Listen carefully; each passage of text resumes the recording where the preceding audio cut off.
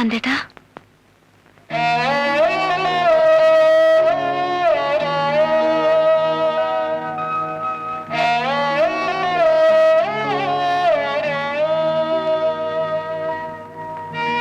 ക്ലോക്കിൽ രണ്ടടിക്കുമ്പോഴും ഞാൻ ഉണർന്നു നടക്കായിരുന്നു. നന്ദേട്ടൻ എന്താ ഇവിടെ അങ്ങ് കിടന്നിളഞ്ഞത്? എവിടെങ്കിലും കിടന്നാ പോരെ? ഇന്നലെ രാത്രിയിലത്തെ മൂഡ് മാറിയില്ലെന്ന് തോന്നുന്നു. ചായ കുടിക്കേ? അവിടെ വെച്ചേക്ക്. നന്ദേട്ടൻ എന്തു പറ്റി? എന്നോട് എന്തെങ്കിലും ദേഷ്യം ഉണ്ടെങ്കിൽ തുറന്നു പറയണം. ഈ അവഗണന എനിക്ക് സഹിക്കാൻ പറ്റില്ല.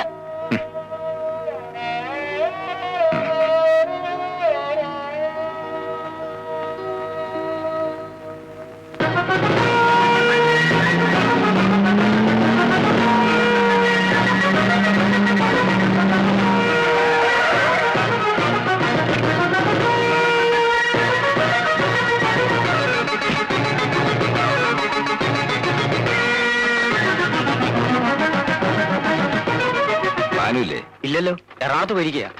എപ്പോ വരും? നാളെ വരും.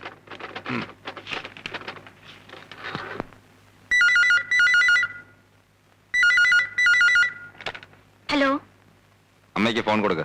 നന്ദേട്ടാ, ഇത് ഞാനാ, ആതിര. അമ്മയ്ക്ക് ഫോൺ കൊടുക്കാൻ. ആരാ മോളെ? അമ്മയ്ക്ക് ഫോൺ. ഹലോ, നന്ദന. അവളോട് കുറച്ചു ദിവസം അവളുടെ വീട്ടിൽ പോയി നിൽക്കാൻ പറ. ഞാൻ വിളിച്ചിട്ട് വന്നാ മതി. നീ എന്ത് ഭ്രാന്തായി പറയുന്നത്? എന്താ കാര്യം? അമ്മ ഞാൻ പറഞ്ഞത് കേട്ടാ മതി. എന്താ അമ്മേ? നിങ്ങൾ തമ്മിൽ എന്തെങ്കിലും സംസാരം ഉണ്ടായോ? ഇല്ല. അവന്റെ മനസ്സിൽ എന്തോ ഉണ്ട്. നന്ദേട്ടൻ എന്താ അമ്മേ പറഞ്ഞത്? നീ കുറച്ചു ദിവസം നിന്റെ വീട്ടിൽ പോയി നിൽക്കാൻ. അവൻ വിളിച്ചിട്ട് നീ ഇങ്ങോട്ട് വന്നാ മതിയെന്ന്.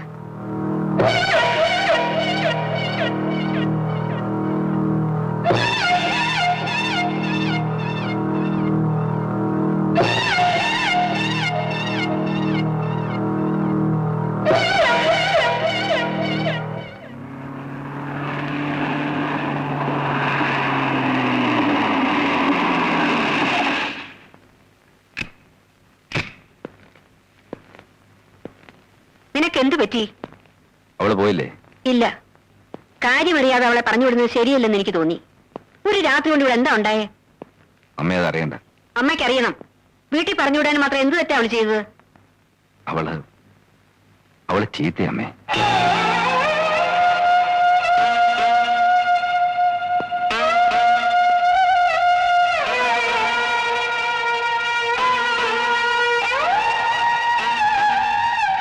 കല്യാണം കഴിഞ്ഞ ആദ്യ ദിവസങ്ങളിൽ ഞാൻ അമ്മയോട് ചോദിച്ചില്ലേ നമുക്ക് തെറ്റുപറ്റിയോ? തെറ്റുപറ്റിയെന്ന് ഇപ്പൊ ബോധ്യമായി. അവളും ഭാനും കൂടെ എന്നെ പറ്റിക്കായിരുന്നു. നിന്നോട് ഇതൊക്കെ ആര് പറഞ്ഞു? എന്റെ കൈ തെളിവുണ്ട്. അവക്ക് പോലും നിഷേധിക്കാൻ ഒക്കാത്ത തെളിവ്.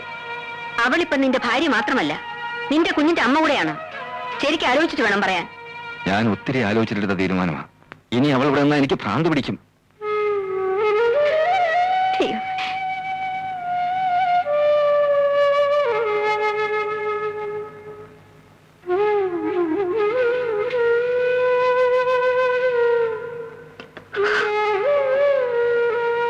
പറഞ്ഞതൊക്കെ കേട്ടില്ലേ? ഇനി കൈക്ക് പിടിച്ച് പുറത്തു കൊണ്ട് നാക്കിയെ പോകുമെങ്കിൽ അങ്ങനെയും ചെയ്യാം.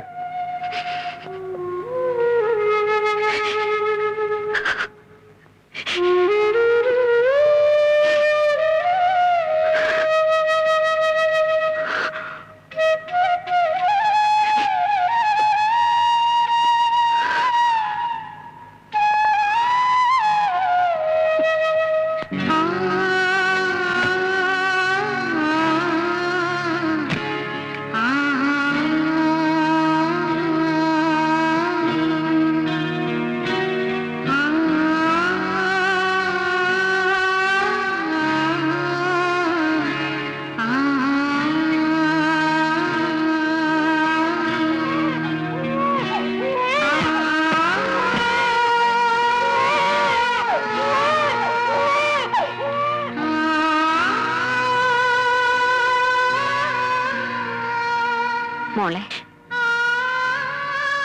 ഞാൻ കാരണം നന്ദേട്ടന് ഭ്രാന്ത് പിടിക്കണ്ട. എന്നെ പിടിച്ച് പുറത്താക്കുന്നതിന് മുൻപ് ഞാൻ സ്വയം പൊയ്ക്കോളാം. പോട്ടെ അമ്മേ.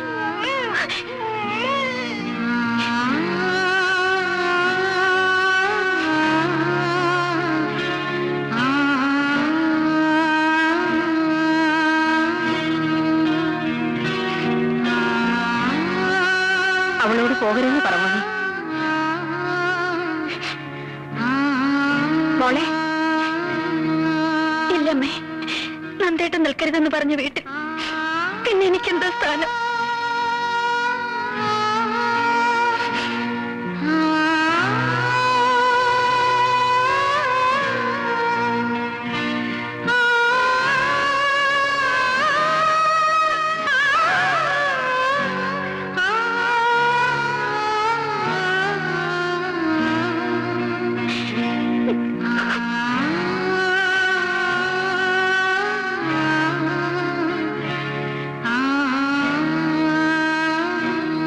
താനെന്തിനാ ഇപ്പൊ ഇങ്ങോട്ട് വന്നേ?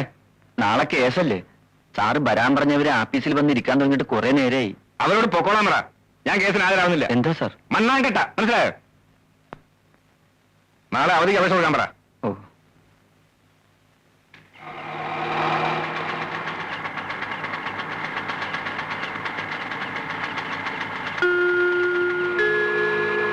അയ്യോ, മോളല്ലേ?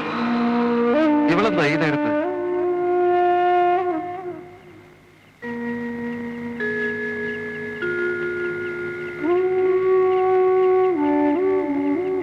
നീ എന്താ മോളെ ഈ നേരത്ത്? നന്ദൻ വന്നില്ലേ?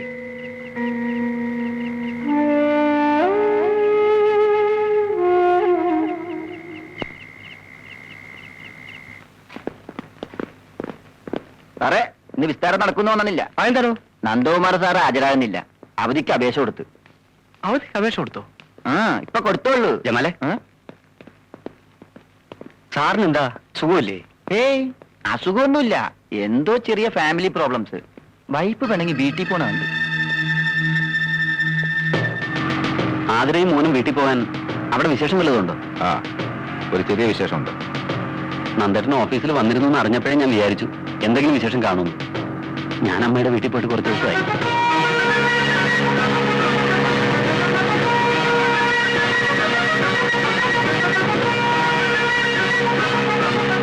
എന്തിനാ നന്ദേട്ട ഇപ്പൊ സ്പീഡ്?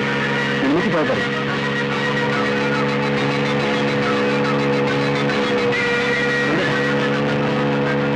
നന്ദേട്ടാ,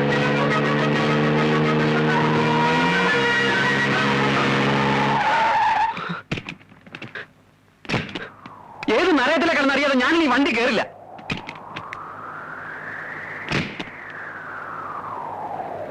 എന്റെ വിവാഹ നിശ്ചയം കഴിഞ്ഞതിന്റെ അടുത്ത ദിവസം നീ എന്നെ കാണാൻ വന്നപ്പോ ഒരു കത്തിന്റെ കാര്യം പറഞ്ഞത് ഓർമ്മയുണ്ടോ? ഈ അടുത്ത ദിവസം അതെന്റെ കൈ കിട്ടിയത്. ദാ വായിച്ചു നോക്ക്.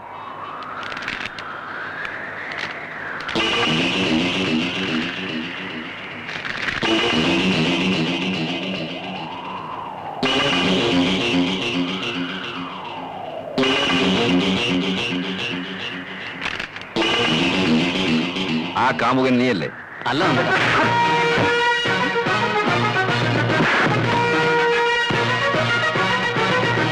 പിന്നെ ആരാടാ പട്ടി? നന്ദേട്ടാ, ഞാൻ പറയുന്നു കേൾക്ക്. നന്ദേട്ടാ, ആതിരയുടെ ഭാവന സൃഷ്ടിയാണ് ആ മനുഷ്യൻ. നന്ദേട്ടന്റെ പ്രപ്പോസൽ അവൾക്ക് ഇഷ്ടമല്ലായിരുന്നു എന്നുള്ളത് സത്യമാണ്. ഒരു പുരുഷനെയും കണ്ണിൽ പിടിക്കാത്ത ആതിരയ്ക്ക് അവളുടെ സങ്കല്പങ്ങളുമായി ഒരു ബന്ധവുമില്ലാത്ത നന്ദേട്ടന്റെ ആലോചന മുടക്കാൻ അവൾ കണ്ടെത്തിയ വഴിയാണ് ഈ കത്ത്. അല്ലാതെ ഇതിൽ യാതൊരു സത്യാവസ്ഥയില്ല. കൊള്ളാം നിന്റെ കണ്ടുപിടുത്തം. പെണ്ണുങ്ങളെ വശീകരിക്കാൻ മാത്രമല്ല നിനക്ക് വിരുത്. നീ ഒരു പഠിച്ച കള്ളന. സാക്ഷികളെയും കള്ളസാക്ഷികളെയും തിരിച്ചറിയാനുള്ള ബുദ്ധി എനിക്കുണ്ട്. ഞാനിപ്പോ എന്ത് പറഞ്ഞാലും നന്ദേട്ടന് മനസ്സിലാവില്ല. നന്ദേട്ടന്റെ മനസ്സിൽ നിറയെ സംശയങ്ങളാ. അതേടാ, സംശയമാ. എനിക്ക് എല്ലാരെയും സംശയമാ. പക്ഷെ എന്റെ ജീവിതം തൊലച്ചതിന് നിന്നെ ഞാൻ വെറുതെ വിടുന്നു വിചാരിക്കണ്ട.